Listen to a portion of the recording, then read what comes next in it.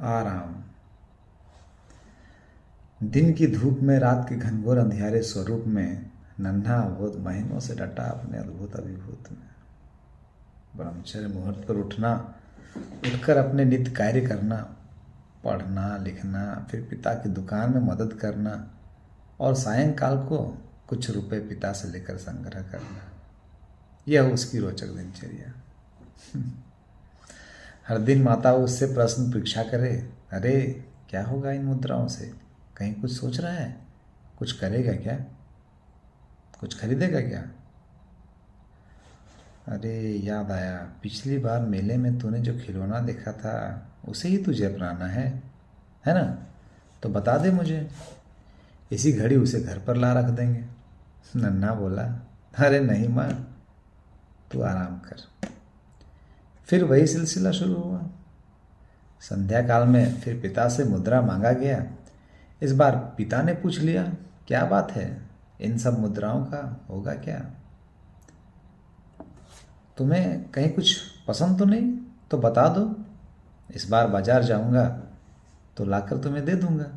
नन्हा फिर बोला, नहीं पिताजी, ऐसी कोई बात नहीं, अब आप आराम कीजिए। नन्हा हर रोज अपनी मुद्राएं उंगलियों में गिनता, आज मेरे पास इतने हो गए और इतने चाहिए, तो फिर मैं भी आराम करूं। भाई ने भी पूछा है कि मन ही मन क्या जोड़ रहा है, अरे मुझे तो बता दे, तू क्या सोच रहा है।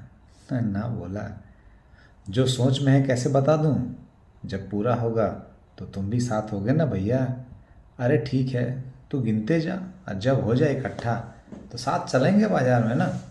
ठीक है भैया, बोला नन्हा।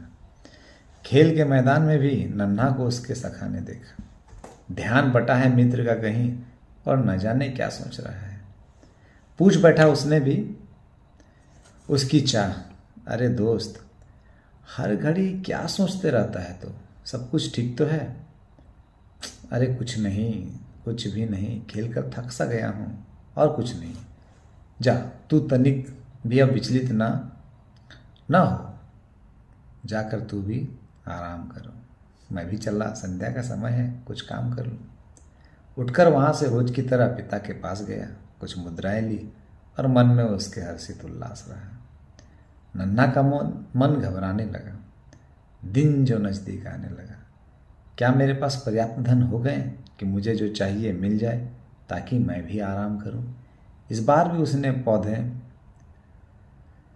से पैसे गिन ली मन में सभी व्यवस्थाएं, खुशी से मन झूम उठा, चला गया सबको बुलाने, अरे भैया, माँ, पिताजी, आप सब कहाँ रह गए, मेरे मन की बात अब नहीं सुननी है क्या तुम्हें।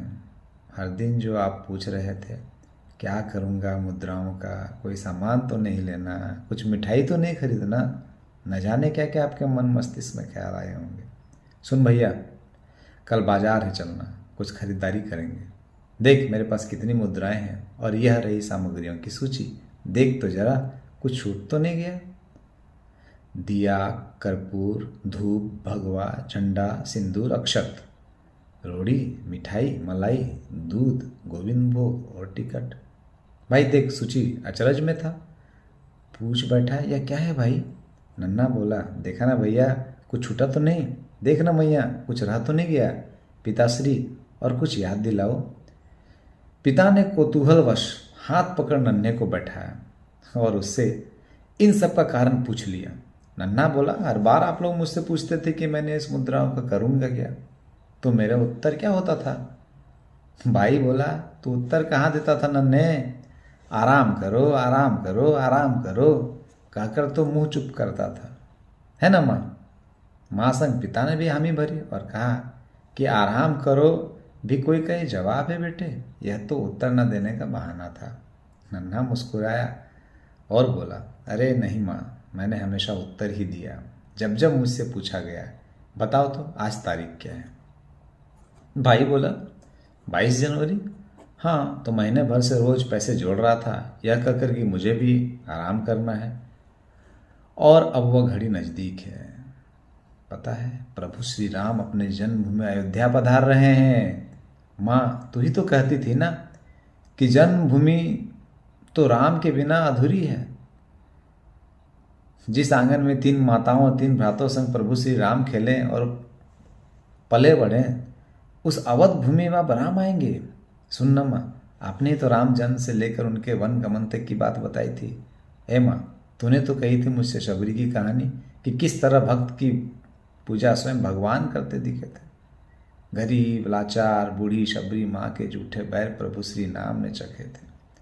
पिताश्री, आपने ही तो मुझे सुनाई थी। वे श्री राम ही थे जिन्होंने अपने तात की बात मानी थी।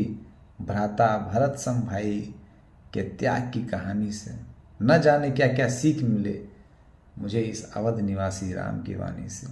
माँ तू कहती थी ना, जब राम अपने भाइयों संग होते थे तब भी वे राम थे। जब माता कैकेयी के मान की मर्यादा निभानी थी तब भी वे राम थे। जब पिता दशरथ के प्रतिज्ञा को पूर्ण की तब भी वे राम ही थे। त्याग, समर्पण और बलिदान की मूरत राम मेरे रोम रोम में तो तूने ही माँ बसाई है। अब अयोध्या नगरी की सजने की बारी आई है। अरे माँ, एक बात तुझे और बतानी है। पता है, बीते कुछ दिनों में अक्सर प्रभु श्री राम मेरे सपनों में आते हैं। कल रात उनसे मेरी बात हुई। कहा उन्होंने, आप सब मेरे अयोध्या में खुशियां मनाते हो, पर क्या बताऊं नन्हे, मेरे अंदर क्या क्या भाव आते हैं। मैं उस आंगन में आ रहा हूं जहां राम अवतार की मेरी दुनिया बसी थी। मेरी 3 माताओं का दुलार, लाड़ और प्यार बसा है। मेरे 3 अनुज भ्राताओं का स्नेह आज भी उस स्थल से जीवंत है। मेरे पिताश्री के पदचिन्ह संप्रति भी कोमल है। इस नगरी के नगरवासियों के आंखों में वही आस आज भी व्याप्त है जब 14 वर्ष काटे हमने वनवास थे।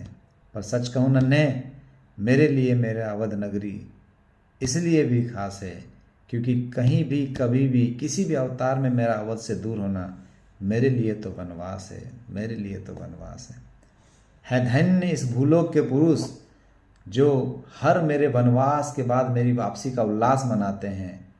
इस बार भी जाओ कर दो यह घोषणा घर घर में नन्हे, प्रभु श्री राम इस बार स्वयं अयोध्या धाम आते हैं। माँ तू कर विश्वास, आज हर घर पर दीप जलाना है। प्रभु श्री राम को केवल अयोध्या में ही नहीं बल्कि प्रत्येक के मन मस्तिष्क में बसाना है। सुन नन्हे की बात, आंखों में सबके आंसू आए थे। पूरा परिवार मिल गया और अयोध्या के भीड़ में सभी समाये थे। जय श्री राम।